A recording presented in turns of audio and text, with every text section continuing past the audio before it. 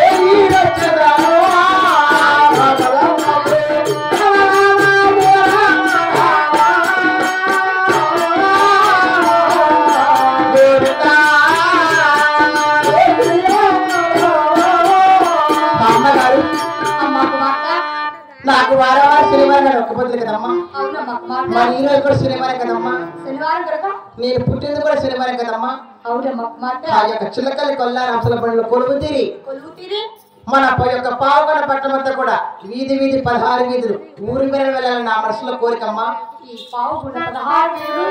ఊరి మీద వెళ్ళి రావాలని నీ మనసులో ఆ ఒక్క చిన్న కోరిక కలిగిందమ్మా మాట అవునమ్మా అయినా బిడ్డ మాట తల్లి కాదంటున్నా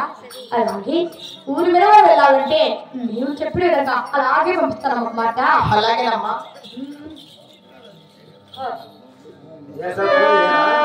ఊరి మీద